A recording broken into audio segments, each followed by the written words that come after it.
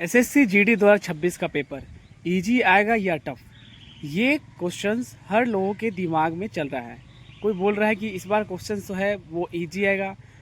बहुत सारे लोग तो ये बोल रहे हैं कि इस बार का जो क्वेश्चंस है वो पैटर्न भी अलग होगा, क्योंकि जो है एसएससी है वो अलग अलग तरह के, इस बार बहुत सारे अलग अलग तरह का व्यवहार किया गया है जो नोटिस के माध्यम से आप लोग देख भी होंगे।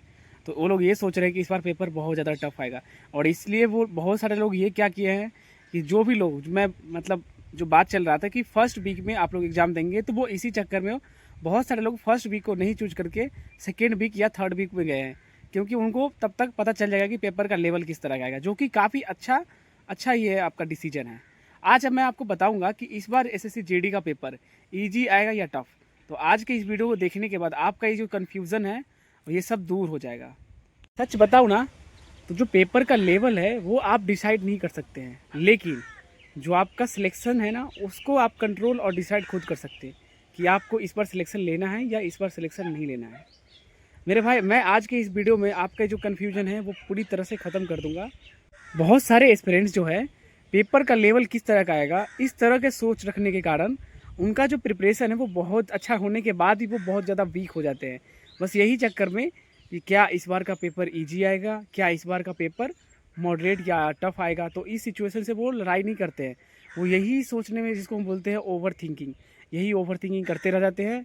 और अपने प्रिपरेशन पे जहाँ उनको मॉक लगा के उनका जो पता होना चाहिए कि हमारा वीक पॉइंट का है उसको इम्प्रूवमेंट करने का टाइम होता है, वो टाइम पे वो इम्प्रूवमेंट ना करके ओवर कॉन्फिडेंस सोचते ये कि इस बार का पेपर इजी आएगा, मॉडरेट आएगा, और यही थिंकिंग में रह के उनका प्रिपरेशन कंप्लीट नहीं होता है। और मेरे भाई, वही वैसे ही एस्पिरेंट्स होते हैं जिनका सिलेक्शंस बहुत दूर हो जाता है, यही सब कमी की वजह से। अब बात करते हैं एसएससी जीडी का पेपर का लेवल का। तो मेरे भाई, पिछले जितने भी साल, मतलब मान लीजिए 4-5 सालों से आप देख सकते हैं, मैं 2021 में एग्ज़ाम दिया था, तो वहाँ से लेकर और 2026 अभी चल रहा है, लगभग 5 सालों का ये जो पैटर्न है और प्रीवियस ईयर क्वेश्चन है, अगर आप खुद भी लगा रहे हैं तो आपको भी पता होगा जो पेपर का लेवल है वो ज़्यादा नहीं ईजी होता है और ना ही ज़्यादा टफ होता है, जिसको हम लोग बोल सकते हैं ईजी टू मॉडरेट। यही लेवल का क्वेश्चन हर बार एसएससी जीडी के लिए पूछा जाता है। मतलब मान लीजिए आपका जो टोटल 80 क्वेश्चन है, तो 80 क्वेश्चन का 60 to 70% क्वेश्चन जो आपका जो आएगा वो ईजी टू मॉडरेट आएगा, और लगभग 20 से 30% क्वेश्चन ऐसे होते हैं जो मेरे भाई मॉडरेट लेवल का होता है, और 10% क्वेश्चन जो मैं बोला था कि वो जानबूझ कर देते हैं ताकि लोग ये क्वेश्चन में फंसे और अपना डीमोटिवेशन डाउन करे, अपना जो कॉन्फिडेंस है उसको डाउन करे। ये होता है 10% क्वेश्चन, जिसको हम लोग बोल सकते हैं टफ। मेरे भाई, जो स्मार्ट कैंडिडेट्स या एस्पिरेंट्स होते हैं ना, वो इस तरह का पढ़ाई नहीं करते कि हमें 10% जो टफ आया उसको बनाएंगे तो हम सिलेक्शन ले लेंगे। नो मेरे भाई, सबसे पहले, क्योंकि मार्क्स सभी का बराबर है, आप एक क्वेश्चन आसान वाला बनाओ या एक क्वेश्चन टफ वाला बनाओ, मार्क्स दो ही मिलेगा। तो मेरे भाई, सिंपल सा बात ये करो कि आप आसान क्वेश्चन को पहले ट्रैक करो, पहले सॉल्यूशन करो, क्योंकि नंबर सेम दे रहा है, बात ये है। तो 60 to 70% जो क्वेश्चन ईजी आ रहा है ना उस पर आप ज़्यादा फोकस करो, उसके बाद मॉडरेट लेवल पे जाओ, ठीक है। और एक चीज़ और मैं बोलूँगा, जो सबसे टफ लेवल का क्वेश्चन आता है उसको आप हाथ तक भी नहीं लगाओ। एसएससी जीडी का मैं पैटर्न आपको बता दूं, हर एक सेक्शनल वाइज, सब्जेक्ट वाइज। तो मैथमेटिक्स का जो होता है वो मॉडरेट लेवल का क्वेश्चन आता है, मैथमेटिक्स में मॉडरेट, इजी टू मॉडरेट मान लो। रीजनिंग भी इजी टू मॉडरेट ही होता है। उसके बाद जीके जीएस, तो आप सभी लोग जानते हैं कि जीके जीएस अनप्रिडिक्टेबल ही रहा है। ये क्वेश्चन जीके जीएस का कहाँ से पूछा जाता है ये आज तक कोई बता नहीं पाएगा। आप जीके में कितना भी पढ़ लो, क्वेश्चन अल्टरनेट ही आता है, तो जीके जीएस पे कोई बता नहीं सकता है। अब रह गया बात हमारा हिंदी या इंग्लिश का, तो मेरे भाई, अगर आप हिंदी लिए होंगे तो हिंदी, या इंग्लिश लिए होंगे तो हिंदी, ये ईजी ही आता है। मैं बता रहा हूँ, मैं 1 महीने में कंप्लीट कर लिया था हिंदी, तो आप भी कर सकते हैं। और मैं आपको बताऊँ, अगर मेरे चैनल पे अगर लगातार आप देख रहे होंगे, तो मैं आपको जिस दिन एग्ज़ाम का नोटिस आया था उस दिन ही मैं आप लोगों को बताया था कि आप लोगों का टाइम अब आ गया है हिंदी को स्टार्ट करने का, प्रिपरेशन करने का। क्योंकि जो लोग, मुझे पता है यार, जो हिंदी भाषी लोग हैं ना उनका हिंदी अच्छा रहता ही है, इस लेवल का तो रहता है कि एसएससी जीडी को वो आराम से क्रैक कर सकते हैं। तो अब आपका टाइम आ गया है कि हिंदी को भी अब साथ लेकर चले। 4 सब्जेक्ट टोटल आपके साथ है, चारों सब्जेक्ट को आपको एक साथ लेकर चलना पड़ेगा, तब जाके आप सिलेक्शन ले सकते हैं। अब बहुत लोग ये सोचते हैं कि मैं जिस वीक में एग्ज़ाम दूंगा, क्या पता कि उस वीक में हमारा पेपर का लेवल किस तरह का होगा।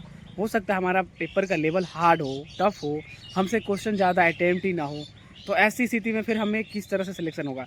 तो मेरे भाई ऐसी स्थिति के लिए आप लोग नाम सुने होंगे नॉर्मलाइजेशन। इसी को बोलते हैं नॉर्मलाइजेशन, कि सबके साथ न्याय होना चाहिए।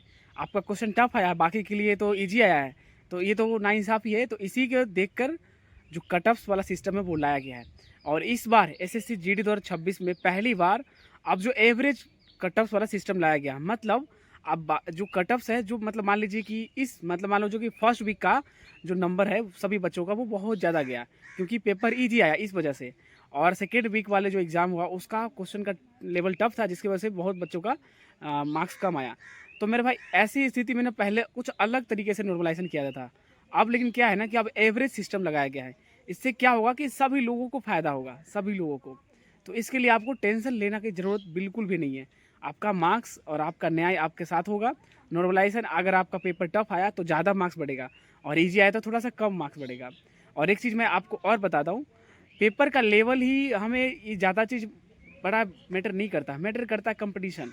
ये कंपटीशन ही होता है जिसकी वजह से हमारा कट ऑफ बहुत ज़्यादा चल जाता है।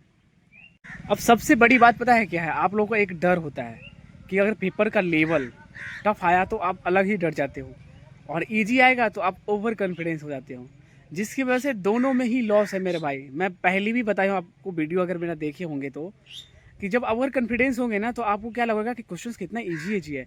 आप खुशी के मारे क्वेश्चन को आप अच्छे से पढ़ेंगे ही नहीं। उसमें लिखा रहता है नहीं का आंसर देने के लिए, और आप हाँ का आंसर देते हो।